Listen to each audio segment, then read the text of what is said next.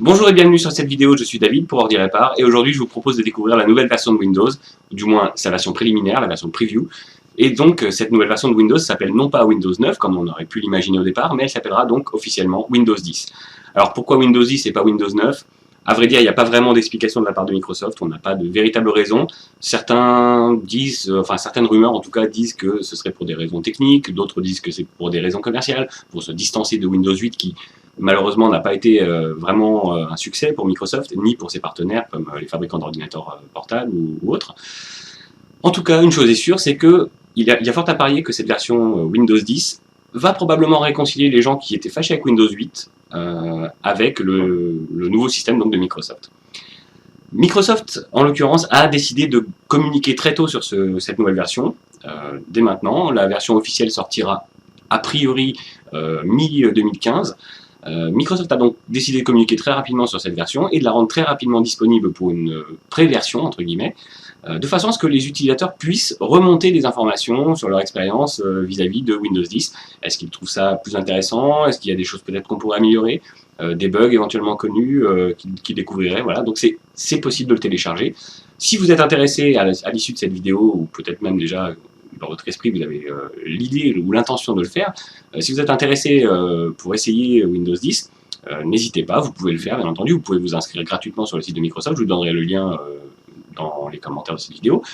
Vous pouvez donc télécharger cette nouvelle version, Windows 10, mais attention tout de même, évitez de l'installer sur votre ordinateur principal, ou du moins sur l'ordinateur que vous utilisez au quotidien. Si vous l'installez, installez-le soit sur un ordinateur qui ne vous sert plus à grand chose, alors pour pas qu'il soit trop vieux quand même, parce qu'il y a quand même quelques caractéristiques techniques à respecter, ou sinon, faites comme je l'ai fait moi par exemple, installez une machine virtuelle et mettez-le dans cette machine virtuelle pour l'essayer. Ça vous permettra de l'essayer sans risque. Donc sans plus de discussion, on va passer devant l'écran, on va passer aux choses sérieuses et je vais vous montrer de quoi il retourne. Nous voilà à présent sur l'ordinateur, et la première chose qu'on peut constater, c'est que ça ressemble étrangement au démarrage de Windows 8, et pourtant on est bien sur Windows 10. L'écran de verrouillage est le même que Windows 8 également. Rien ne change de ce côté-là en ce qui concerne d'ouvrir sa session. On tape le mot de passe, très bien. Et là on arrive sur un bureau.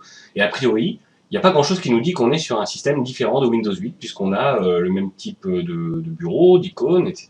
On a le même type de bouton démarrer ici, on a des icônes sur la barre de tâches, on a l'horloge, mais effectivement on est bien sur le Windows Technical Preview, donc c'est bien la version donc Windows 10 Preview technique. On n'a effectivement pas un Windows 8 en face de nous. Et déjà, ce qui est intéressant, c'est qu'on arrive de toute façon sur le bureau. Déjà de base, d'origine quand on installe, il n'y a pas de réglage à faire particulier, ça amène directement sur un bureau. Deuxième différence, et elle est de taille, c'est quand on clique sur le bouton démarrer. Et là, miracle, on a un menu démarrer.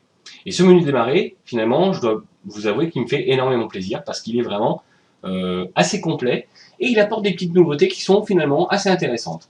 Donc regardons un petit peu en détail. Donc déjà, on a sur la partie gauche des icônes qui ressemblent à ce qu'on avait sur Windows 7, des lignes de menu démarrer comme on pouvait le trouver sur Windows 7.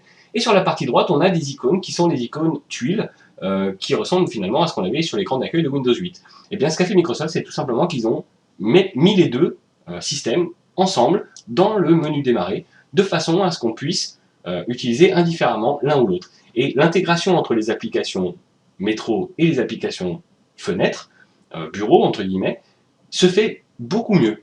Alors faisons un petit tour d'horizon quand même pour voir ce qu'on peut faire avec tout ça. Donc déjà on a le bouton d'extinction de l'ordinateur qui permet de redémarrer ou d'éteindre. Il est à portée de main, pas besoin d'aller dans un menu caché en haut, en pointant la souris en haut à droite, qui d'ailleurs n'apparaît plus si vous regardez. On n'a plus de barre de charme sur le côté. C'est plutôt une bonne chose. Alors, cette barre de charme n'a pas totalement disparu parce que si vous avez un écran tactile, en glissant le doigt depuis le bord droit de l'écran, la barre de charme continue d'apparaître. Mais Microsoft a bien fait comprendre sa volonté de changer cette barre de charme, de la faire évoluer également. Pour le moment, dans la version Technical Preview, il n'y a pas eu de grosses différences de ce côté-là. Ok, très bien, donc continuons notre tour d'horizon. On a accès également aux fonctionnalités qui permettent de changer l'icône, changer la photo du profil, bon, très bien, de verrouiller la session ou de se déconnecter.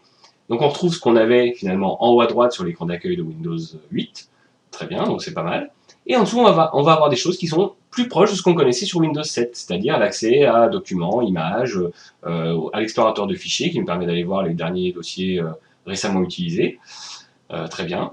On voit en dessous, exactement à l'image de ce qu'on avait, encore une fois, dans Windows 7, les derniers programmes utilisés, ce qui est plutôt intéressant. Et on a accès à tous les programmes, donc All Apps, donc tous les programmes. Et effectivement, quand on clique dessus, on se rend compte que c'est vraiment tous les programmes. Et pas seulement les programmes en mode bureau, comme on pouvait l'avoir sur Windows 8, mais on a également les programmes qui sont supposés être des programmes métro. Tous les programmes comme le calendrier, la calculatrice, les actualités, l'alarme, les finances, etc., les jeux, qui s'ouvraient en plein écran dans Windows 8, on les a également ici. On ne pouvait pas les avoir précédemment. Et du coup, on peut se demander ce qui va se passer quand on clique dessus. Eh bien, faisons un essai, tout simplement pour voir ce qui se passe. Si je clique par exemple sur Maps,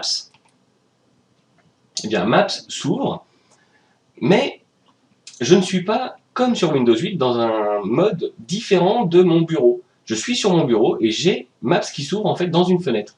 Et c'est assez intéressant parce qu'on a du coup une barre de titre, on a un bouton pour réduire, pour agrandir ou pour fermer le programme, ce qui est plutôt confortable. Si je clique sur ce bouton, je peux déplacer ma fenêtre et je suis toujours sur le bureau. J'ai toujours accès à ma barre de tâches, j'ai toujours accès à mon menu démarrer. Et là, on sent qu'il y a eu un petit peu de progrès quand même, parce que finalement, on a arrêté d'avoir un système qui était schizophrène, qui avait deux interfaces qui ne communiquaient pas l'une avec l'autre.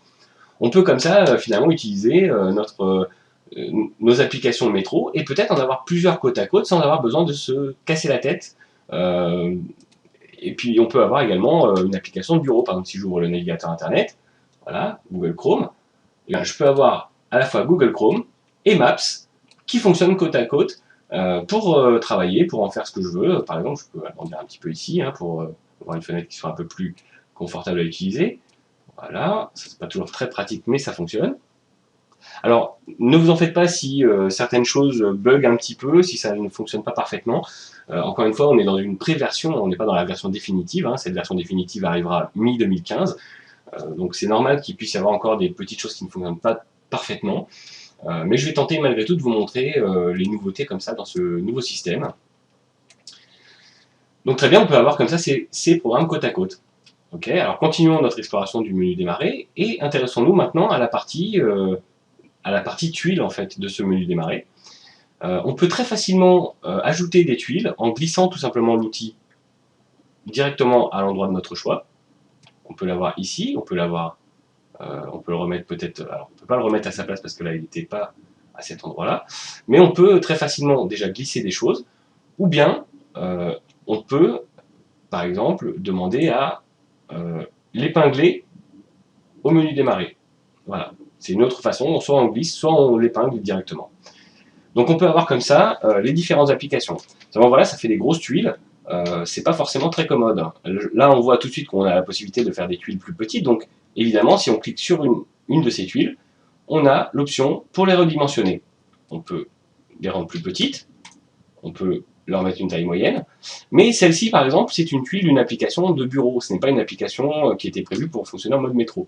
Qu'est-ce qui se passe par exemple si je fais la même chose sur le calendrier? Le calendrier, je vais le redimensionner et là j'ai des tailles supplémentaires. J'ai effectivement la petite taille, qui est juste une icône, j'ai une taille moyenne, j'ai une taille qui est un petit peu plus grande, donc large, en mode large, ce qui est plutôt intéressant parce que ça m'affiche finalement les choses que j'ai dans mon calendrier. Donc là, j'ai pas grand chose, donc ça ne m'affiche pas grand chose. Et si je veux vraiment qu'elle soit très grande, je l'ai vraiment en très grand avec tous les événements à venir de mon calendrier. Donc c'est plutôt pas mal. Je peux rendre cette tuile active ou inactive en cliquant sur Turn Lifestyle Off ou On. Là, elle est On, je clique sur Off, ça la désactive. Voilà. Si je veux la réactiver, j'ai simplement à réactiver l'option. Voilà, donc ça, on peut le faire assez facilement. Alors du coup, ça m'a décalé les tuiles de l'autre côté. C'est peut-être pas très pratique. Peut-être que je voudrais pas avoir un Skype aussi gros, je veux peut-être l'avoir en petit, je vais mettre également, par exemple ça, c'est des petits outils que je veux pas avoir forcément en gros, parce que ça m'affiche pas grand-chose. Je peux réorganiser comme ça mes tuiles, pour qu'elles correspondent un petit peu à la présentation que je veux. Alors, la disposition des tuiles n'est pas forcément toujours très intuitive. On peut par exemple imaginer de redimensionner ça en petit et de mettre cette tuile-là en large pour les mails, pour avoir quelques indications. Donc là, il est désactivé parce que je ne veux pas nécessairement afficher mes mails sur cette vidéo. Mais en tout cas, voilà, on aurait les derniers mails en cours qui s'affichent. Exactement à l'image de ce qu'on avait sur Windows 8. Finalement, on garde le meilleur des deux mondes, le meilleur de Windows 7 et le meilleur de Windows 8 également, puisqu'on a ces applications qui sont parfois assez intéressantes.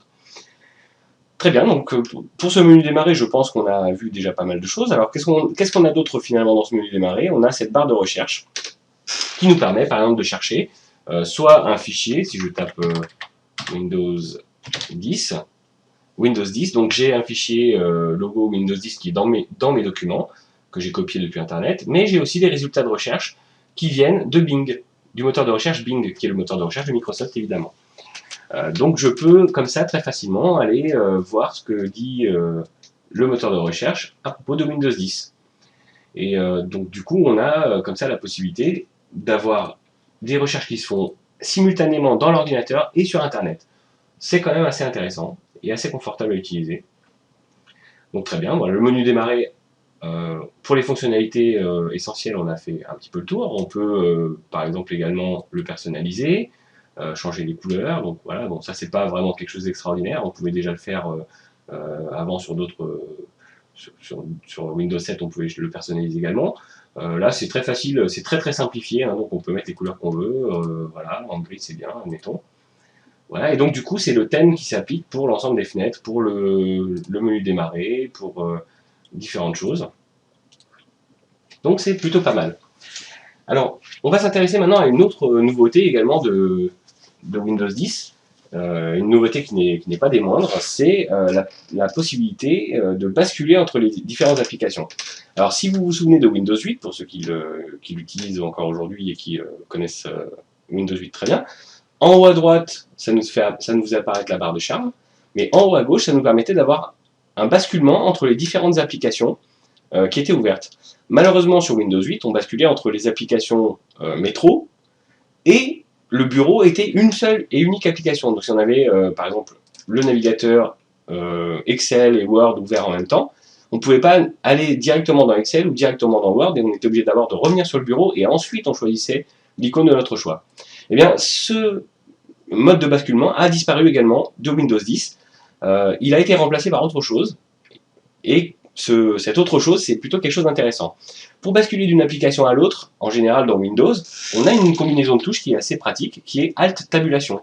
Si on fait Alt Tabulation, on peut comme ça basculer d'un programme à l'autre. Alors si j'en ai deux, évidemment c'est pas forcément très parlant, j'en ouvre un troisième, je peux comme ça basculer entre mon explorateur de fichiers, mon programme Maps et mon navigateur. Je peux comme ça dire que je veux, par exemple, que l'explorateur de fichiers soit en avant-plan, ou que ce soit Maps. On peut très facilement basculer de l'un à l'autre. Très bien. Mais quand on n'a pas de clavier, sur un ordinateur, sur une tablette, en fait, ça ne va pas être pratique de faire Alt Tabulation.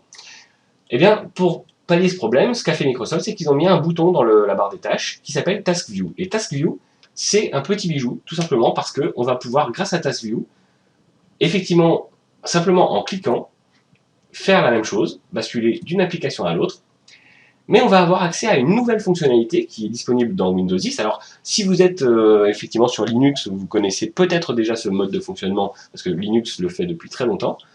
Il me semble que sur Mac, ça existe aussi. C'est la possibilité d'avoir plusieurs bureaux. Effectivement, dans Windows, depuis la nuit des temps, on a un seul bureau et on se contente de ce bureau. Mais parfois, on aimerait avoir un bureau qui serait dédié, par exemple, au loisir, un bureau qui serait dédié plutôt au travail, avec des programmes qui s'ouvrent à ce moment-là, qui sont ouverts pour travailler, comme le traitement de texte, pourquoi pas un moteur de recherche éventuellement, un correcteur d'orthographe. Voilà, on voudrait avoir plusieurs bureaux. Et bien là, c'est extrêmement simple, il suffit de venir donc, dans Task View, je recommence, hein, donc Task View, et on peut ajouter un bureau. On a un bouton qui est là pour ça. Donc ajoutons un bureau, et là on voit bien qu'on a un bureau qui contient des icônes, et un autre qui contient non pas des icônes, pardon, mais des applications, et un autre bureau qui ne contient rien. Je clique sur ce deuxième bureau, et effectivement, je repars avec un bureau vierge. Je peux, à n'importe quel moment, revenir sur mon bureau précédent, continuer à travailler et à faire ce que j'ai à faire dessus, revenir sur le deuxième bureau qui n'a pas ces icônes-là et faire autre chose. Par exemple, sur ce bureau-là, je voudrais avoir, admettons, une calculatrice qui soit ouverte, et je voudrais peut-être avoir, qu'est-ce que je peux avoir ici, par exemple, bon, je n'ai pas forcément grand-chose dans cet ordinateur, c'est une machine virtuelle évidemment qui était là pour l'exemple. Je peux par exemple avoir finance, c'est pas très réjouissant, hein, les choses qui sont là, donc ok, très bien. Et ça me donne des indications, effectivement, de finances. Je peux peut-être faire des calculs, éventuellement, par rapport à ça, pour calculer mes prévisions. Je ne sais pas, admettons que je joue en bourse. Je peux me renseigner assez facilement et voir où j'en suis, si je dois acheter ou vendre, je ne sais pas. Voilà. Bon, bref, c'est pas ma spécialité, encore une fois. À n'importe quel moment, je peux décider de basculer sur l'autre bureau. Je retrouve mon navigateur Internet, éventuellement, sur lequel je vais pouvoir faire des recherches. Actions, Microsoft, voilà. Hop, je peux avoir l'information sur les actions Microsoft pour ensuite peut-être pourquoi pas revenir sur ce bureau et continuer de travailler et faire des choses. On peut comme ça basculer de l'un à l'autre. Donc on peut le faire à la souris, mais évidemment on peut le faire aussi au clavier. Alors au clavier, en faisant Alt tabulation, on continue de se balader dans les applications. Donc si je vais par exemple sur l'application, sur le navigateur, ça me bascule automatiquement sur le bon bureau, celui qui contient le navigateur. Si je reviens ensuite dans Finance, je retombe sur le bureau qui a la finance et la calculatrice. Donc on peut le faire comme ça. Une autre façon de le faire, c'est d'utiliser la touche Windows du clavier.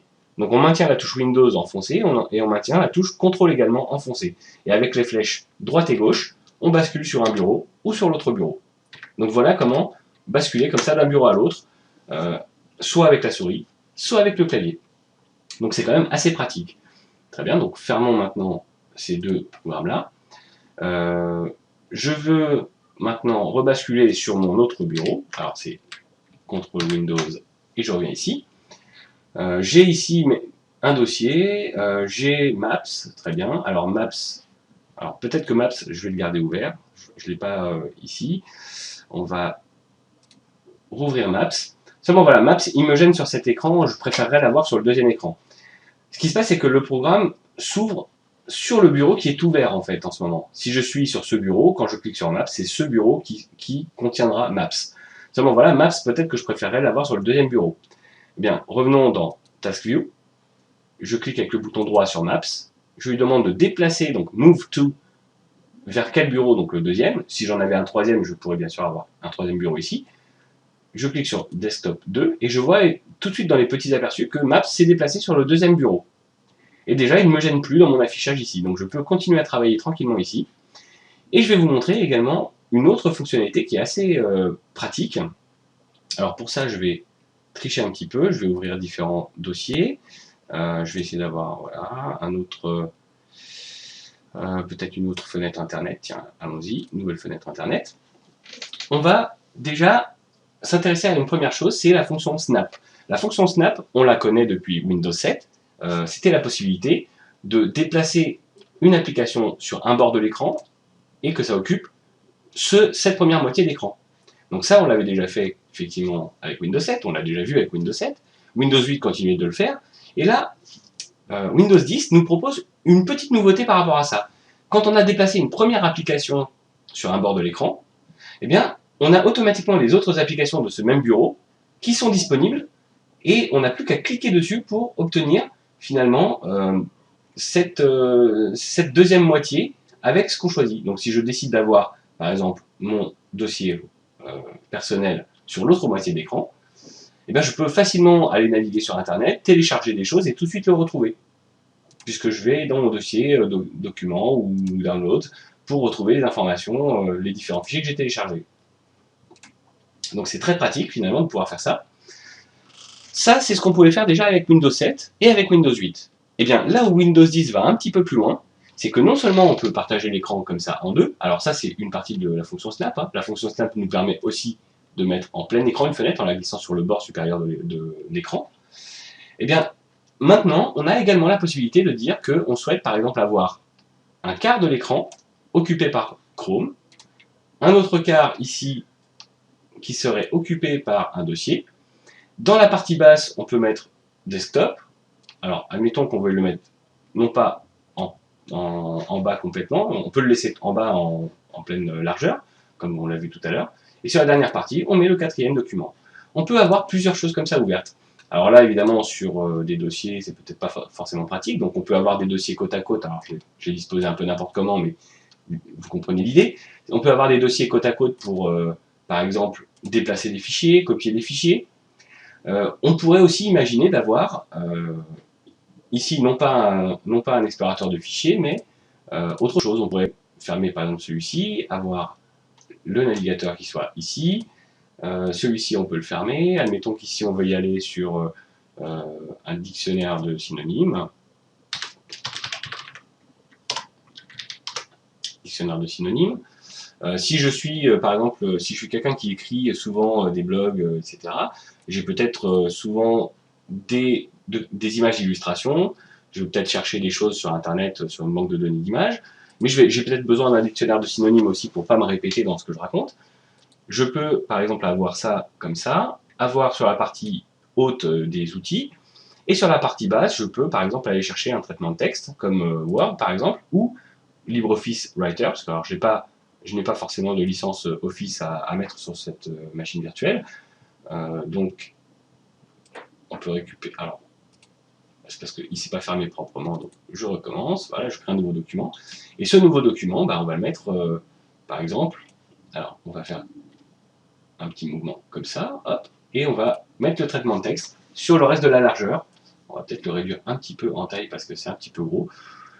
Ou alors, visiblement comme ça, il n'a pas l'air de vouloir le faire, donc on va le faire autrement, c'est pas grave. On va avoir un fichier qui sera ici en bas, et le traitement de texte, on le mettra sur la moitié. Voilà, très bien.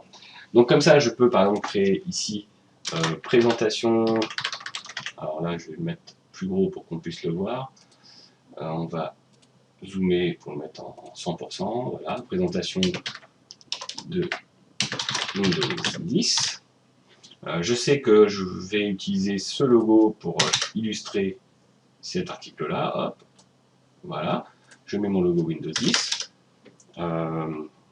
Auteur, on va dire que c'est Ordi Répar, hop, donc j'ai déjà tout à portée de main.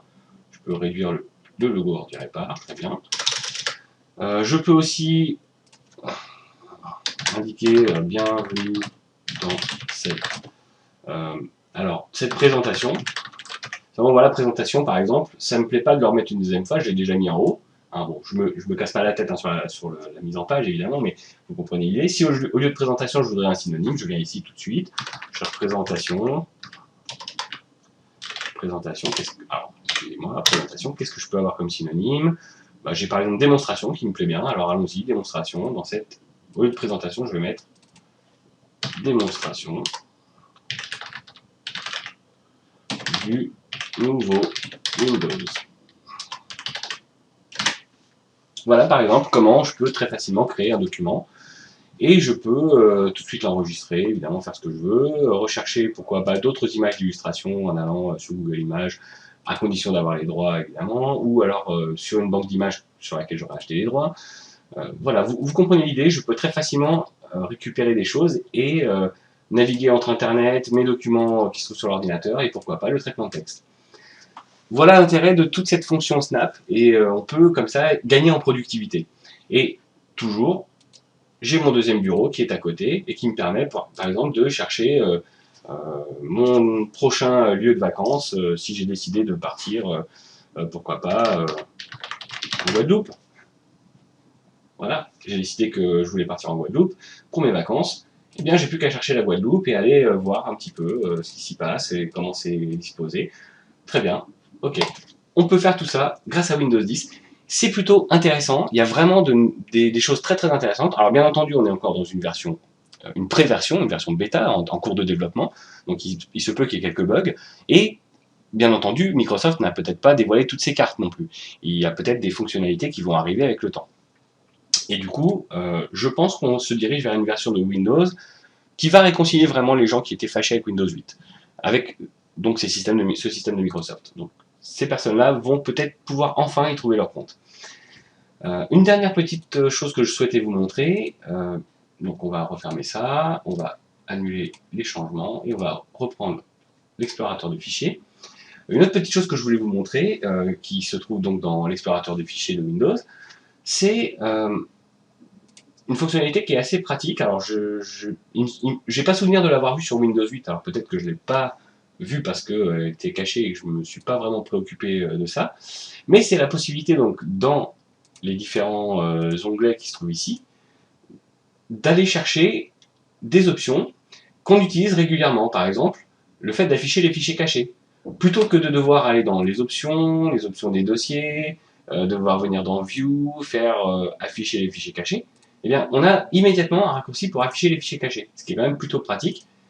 Et la possibilité également d'afficher les extensions de fichiers. C'est-à-dire que ce logo, par exemple le logo Ordi Répar, d'habitude ça affiche juste le logo Ordi Répar. Je vois que c'est une image, bien entendu, j'ai un aperçu de l'image, mais je ne vois pas quel type d'image. Est-ce que c'est du JPEG, est-ce que c'est du PNG? Et bien là, en faisant ça, je vois que c'est du .png. Donc c'est très pratique. Pour l'histoire de fichiers cachés, c'est quand on est amené à bidouiller, entre guillemets. Souvent, on nous dit d'aller dans le dossier personnel de l'utilisateur, et dans un sous-dossier qui s'appelle AppData. Seulement, AppData, il n'est pas visible. Si je demande d'afficher les fichiers cachés, je rends immédiatement visible AppData, et je peux très facilement aller, par exemple ici, dans les fichiers temporaires, et effacer ce que j'ai à effacer, ou bidouiller ce que j'ai à bidouiller, éventuellement, récupérer, pourquoi pas, les informations d'un compte Outlook qui serait dans ce dossier-là. Voilà. Il y a des choses très intéressantes qu'on peut faire grâce à ça. Donc voilà pour ces petites nouveautés. Je pense déjà que ça donne une bonne idée de ce que va donner ce système. Et une dernière petite chose que je voulais vous montrer, avant de se retrouver dans le monde réel, c'est tout simplement la possibilité qu'on a si finalement on n'est pas d'accord avec ce mode d'affichage, si on est sur une tablette et qu'on ne veut pas du tout de ce menu démarrer, on peut forcer les choses et revenir à l'écran d'accueil comme on l'avait avec Windows 8. Alors Microsoft a indiqué qu'on allait avoir, certainement dans la version définitive, c'est peut-être déjà actif, mais je vous avoue que je ne peux pas le tester parce que je suis sur un ordinateur de bureau et qui plus est sur une machine virtuelle.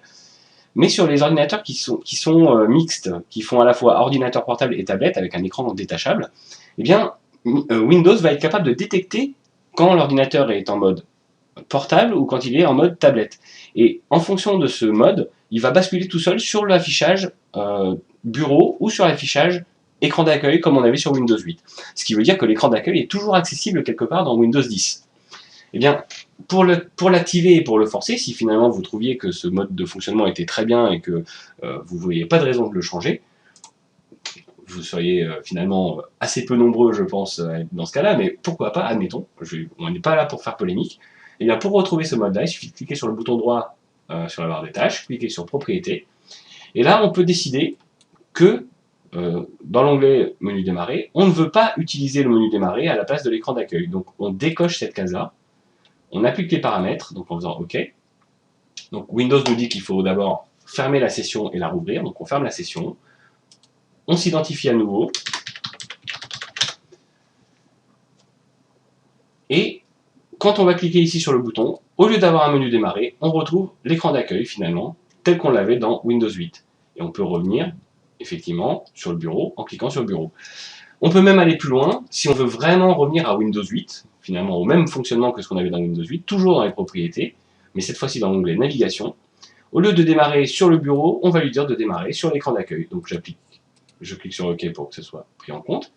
Et je peux maintenant, par exemple, venir ici, cliquer sur mon compte, me déconnecter. Et quand je reviendrai donc avec mon mot de passe, au lieu d'arriver sur le bureau, je retombe sur l'écran d'accueil, exactement comme ce qu'on avait sur Windows 8, avec la possibilité bien sûr d'accéder aux applications, de définir la taille des tuiles, de faire ce qu'on veut, clic droit pour épingler sur le menu démarrer, épingler à la barre de tâches, pour désinstaller, redimensionner. Voilà, un petit peu exactement ce qu'on avait, c'est même pas un petit peu, c'est exactement ce qu'on avait sur Windows 8. La même chose exactement. Et si finalement je change d'avis et que je me dis, bah non, finalement ce bouton démarrer, ce menu démarrer, c'était pas si mal, c'est même mieux finalement que mon écran d'accueil, eh bien je peux, alors si bien entendu mon ordinateur veut bien me rendre la main parce qu'il a un petit peu de mal, voilà, je peux à n'importe quel moment revenir sur ma barre de tâches, cliquer sur Propriétés, réactiver l'option qui dit que je veux démarrer sur le bureau et non pas sur l'écran d'accueil, et réactiver mon menu démarrer. Je clique OK, je dois fermer la session pour que ce soit pris en compte, OK, très bien. Je retape mon mot de passe, et les choses sont rentrées dans l'ordre, donc j'ai à nouveau mon bureau quand je le démarre, et j'ai à nouveau mon menu démarrer quand je clique sur le bouton démarrer. Voilà, je pense qu'on a fait un bon petit tour quand même des fonctionnalités. Il y a encore plein de choses effectivement qu'on pourrait découvrir sur Windows 10, je ne vais pas vous faire une présentation complète, de toute façon on est sur une version qui n'est pas encore la version finale, mais déjà ça vous donne une bonne idée des nouveautés, ce qu'on va trouver effectivement dans Windows 10. Donc n'hésitez pas, si ça vous intéresse, à le télécharger, à l'essayer vous-même, peut-être même à laisser des messages. Si on clique ici, on a, je crois, la possibilité, alors je ne sais plus où je l'ai mis, parce que j'ai dû m'en débarrasser assez vite, malheureusement, peut-être un petit peu trop vite. On a la possibilité en même temps, en principe, de remonter des informations à Microsoft pour leur signaler des problèmes, ou pour peut-être leur faire des suggestions sur des améliorations de fonctionnalités qui seraient déjà présentes.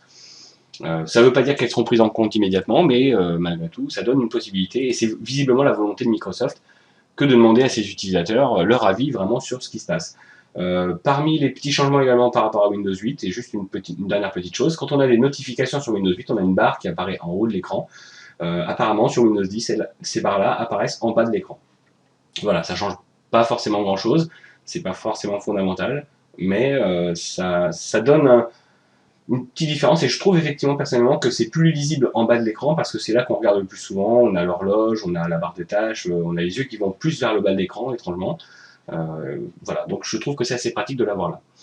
Très bien, je vous propose qu'on se retrouve dans le monde réel pour une petite conclusion. Et bien voilà pour ce Windows 10, donc c'était une vidéo déjà assez longue de présentation. On a fait un petit peu le tour des nouvelles fonctionnalités, il n'y en avait pas tant que ça finalement, en tout cas pas pour l'instant, mais le peu qu'il y a, ce sont des fonctionnalités qui sont déjà assez intéressantes. Le simple fait d'avoir retrouvé un menu de démarrer, c'est vraiment une très bonne chose. Microsoft visiblement a tenu compte de ce que les gens, leurs utilisateurs en tout cas, leur ont signalé, et c'est l'optique visiblement qu'ils adoptent aujourd'hui. Donc c'est pour ça qu'ils ont mis en ligne cette version preview. Alors, c'est leur habitude de le faire habituellement déjà, mais là ils l'ont fait suffisamment tôt de façon à ce que leurs utilisateurs puissent l'essayer et remonter les informations assez vite pour qu'ils puissent rapidement corriger et intégrer les suggestions et les conseils et les critiques éventuellement de leurs utilisateurs. En tout cas, ce menu démarrer qui est présent dans Windows 10, c'est vraiment une bonne chose, puisqu'on retrouve finalement un menu démarrer digne de ce nom, avec vraiment des fonctionnalités telles qu'on pouvait les avoir dans Windows 7, mais avec en plus, finalement, les informations, les choses qu'on a dans Windows 8, les applications tuiles, et c'est très intéressant qu'on puisse maintenant avoir toutes ces applications dans des fenêtres finalement et les lancer côte à côte, que tout soit intégré de façon uniforme, qu'on ait bien les applications bureau ou tuiles qui soient reconnues de la même façon, qu'il n'y ait pas de différence entre les deux, le système n'est plus schizophrène comme c'était le cas jusqu'à présent. C'est vraiment très très bien. Donc n'hésitez pas, si vous voulez l'essayer vous-même, n'hésitez pas à le télécharger sur preview.windows.com. Alors je mettrai le lien dans le descriptif de la vidéo, hein. Vous avez simplement à vous inscrire, vous pouvez télécharger la version d'essai. Je vous conseille néanmoins de l'installer plutôt dans une machine virtuelle et pas sur une machine, en tout cas qui vous sert, surtout pas sur votre machine principale et encore moins en dual boot avec votre système principal. Ça peut être dangereux, si le système se plante, il peut vraiment se planter méchamment. Encore une fois, c'est une version qui est en cours de développement, donc elle n'est pas parfaite, elle peut avoir plein de défauts, plein de bugs, des choses qu'on ne voit pas nécessairement tout de suite. Donc ne faites pas n'importe quoi, n'allez pas casser votre système principal simplement pour jouer avec Windows 10. Faites-le dans une machine virtuelle, vous risquez rien, et au moins comme ça, vous pouvez déjà vous faire une petite idée. Donc voilà, donc pour ces fonctionnalités-là, on a également la fonctionnalité Snap qui a été un petit peu améliorée. Alors c'est pas non plus quelque chose de phénoménal, hein. On avait déjà ça dans Windows 7 et dans Windows 8. Simplement aujourd'hui on a la possibilité d'avoir non pas seulement 2 fenêtres côte à côte, mais 4 fenêtres, ce qui peut améliorer un petit peu en productivité. Alors sur un écran comme le mien, dans une machine virtuelle, c'était pas forcément très confortable, parce que les images étaient assez petites. La résolution, je ne pouvais pas la changer parce que j'étais sur une machine virtuelle et je n'avais pas les pilotes de la carte graphique virtuelle de VirtualBox. Ils ne sont pas compatibles avec Windows 10, c'est quand même intéressant à savoir. Mais le jour où on aura ce système-là sur un ordinateur vraiment de bureau, avec un grand écran, je pense que ça sera beaucoup plus confortable et qu'on pourra vraiment l'exploiter de façon intéressante. Une autre petite fonctionnalité dont je n'ai pas parlé, mais que Microsoft a présentée, je voulais juste en parler un petit peu comme ça à la fin, c'est une fonctionnalité qui va être plutôt orientée vers les geeks, d'une certaine manière, qui utilisent un petit peu la ligne de commande de temps en temps sur Windows. Donc dans la console, dans l'invite de commande, on a maintenant la possibilité d'utiliser les mêmes raccourcis clavier pour copier ou coller les choses que ce qu'on pouvait avoir dans un traitement de texte classique. Donc le contrôle A, les flèches pour sélectionner, le contrôle C, le contrôle V, ça va être possible maintenant de les utiliser également dans l'invite de commande. Et des fois ça peut être pratique effectivement, si on veut copier quelque chose qui se trouve dans la console pour le coller dans un mail pour l'envoyer à quelqu'un, pour lui montrer le résultat d'une commande par exemple, ou le contenu d'un dossier, ça peut être pratique effectivement de l'avoir. Alors c'est pas quelque chose qui va vous changer nécessairement la vie à tous, mais si vous bidouillez un peu sur la ligne de commande et que vous avez besoin de faire ce genre de manipulation, ça peut être assez pratique. Voilà, donc c'était intéressant de voir ça. Faut savoir aussi que Microsoft a annoncé que son système sera capable de détecter, a priori, si vous êtes sur une tablette ou sur un ordinateur portable. Et si vous avez un ordinateur portable qui peut faire les deux avec l'écran détachable, normalement, ce système, donc Windows 10, sera capable de détecter le moment où vous allez détacher l'écran et basculer automatiquement sur un affichage avec l'écran d'accueil comme sur Windows 8 quand vous êtes en tablette, ou revenir à l'affichage bureau quand vous êtes sur le socle, donc avec le clavier. C'est pas mal, c'est intéressant. Je pense qu'il faudrait peut-être l'essayer pour voir si vraiment c'est confortable. Mais ça me paraît être une bonne idée en tout cas.